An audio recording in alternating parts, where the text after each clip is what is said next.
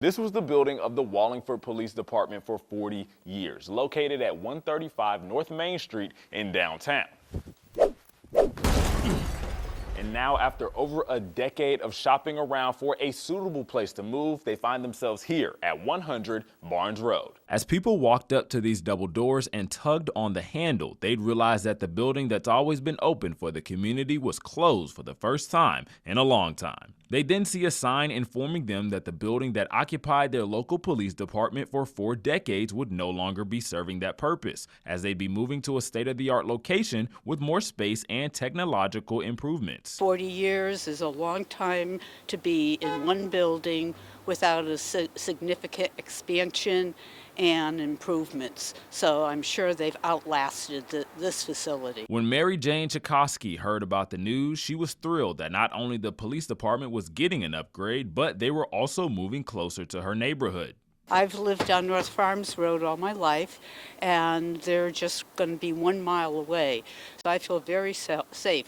We're welcoming them. But not everyone is jumping for joy at the new move. Facebook users took to social media to express feelings of uneasiness with being downtown, with one user saying, quote, "Awesome, but bittersweet. Downtown pedestrians will certainly miss the feeling of safety that the police presence there provided." Mary Jane, however, isn't worried the move will affect their ability to respond to calls. Where they're located, they'll be very close to 68th, 1 mile away from I-91, half a mile from Route 15. With a lot of the recent crimes that have been happening, it's in stores on Route 5, they'll have quick access. Mayor Vincent Cervoni confirms that the move will have no impact on response time effectiveness. For decades, our police have been on mobile patrols.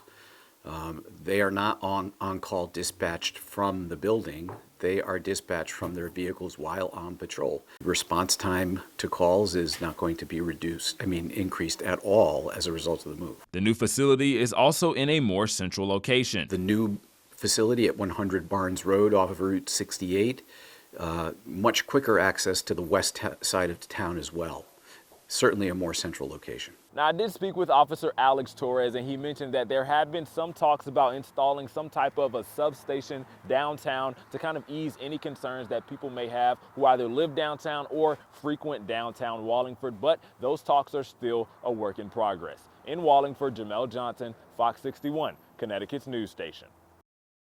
There's no age requirement on when anyone can become an author, but one Manchester high school student did it at 17 years old. And she didn't do it for the fame or glory. She did it because she wanted to help those going through a tough time. Did you like it? As Samantha Mitchell reads her book she published last month, she reflected on a time when writing was an afterthought. I kept a lot of my thoughts to myself. When I was younger, I didn't really like to journal. So writing the book, it was interesting. Thinking back to the experiences, but not really having a lot of things I wrote in my journal. However, a traumatic experience influenced her to start expressing herself through pen and paper. So he was on Broadway. Her father passed away from a heart attack when Samantha was just 9 years old. It was rough, of course. A lot of crying and screaming. I really leaned on my family for support, and they were great. Around her 11th birthday is when Samantha would start journaling more seriously and living by a mantra that helped her overcome her grief. Even though you're in a dark moment, you can find light. You'll get through it. Now she hopes to help other children going through the same thing with her very own book. My name of the book is Finding Light in Darkness, A Daughter's Healing Journey. For kids, I want to give them validation for the thoughts and feelings they might have going through grief. It's not just for kids, but for parents too. For the adults, I want to maybe give some insight into what their child might be thinking. Pay attention to maybe even little signs. I know my mom didn't know too much until she read it because I didn't want to make her upset. The book has only been out for a month, but it's already flying off the shelves. They were all so excited and they ordered it right away. So much positivity, it made me smile. A girl full of light, hoping to share some of it to people across the world. Now, I asked Samantha what she wanted to do after high school. She says she isn't sure yet, but she hopes writing is always a part of her life. In Manchester, Jamel Johnson, Fox 61, Connecticut's news station. Man, I have been driving all day. I'm so tired. I just want to get home. It's only 5 minutes away. I mean, no one cares if I speed just a little bit, right?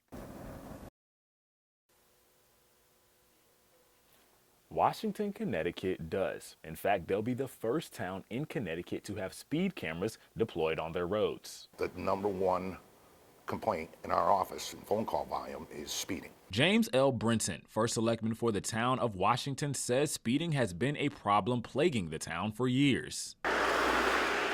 Narrow, winding roads make it difficult for drivers traveling at excessive speeds to maintain control of their vehicle. Usually losing control. A lot of them are one car MVAs. They've done their best to enforce these road laws, but they can't be everywhere at once. We are a rural community with a small police force. We have to cover 93 miles of roads, and we just don't have the manpower to do that. This is why they jumped at the opportunity to get these speed cameras, and it just so happened they were the first town in the state to do so. We're very hopeful that it's a game changer. And the goal has never been revenue. The goal is to get people to slow down and be safe. Patrol Officer Richard Anaimo has seen grisly accidents firsthand and is confident that the department will see a huge difference with the speed cameras. A lot of the accidents that I have been to and my fellow officers have been to in the town have been some very violent accidents that are a single car, usually due to speeding. On social media, users are up in arms about the cameras and their effectiveness. One user says it could potentially cause more accidents with drivers slamming on brakes when they see the camera. But people who live and work in Washington were pleased when they heard the news. Megan Dubois says it puts all drivers on the same playing field. I do hope that it would make speeding tickets or infractions more objective, because the speed cameras are going to catch everyone and not notice the color of your skin. So if these cameras can help reduce that, I think that's a positive thing. First Selectman Britton says they are about 30 days from rolling out these cameras in the town, and they'll be placed at 3 roads, which include Old Litchfield Road, Baldwin Hill, and Wickham Road. In Washington, Jamel Johnson, Fox 61, Connecticut's news station.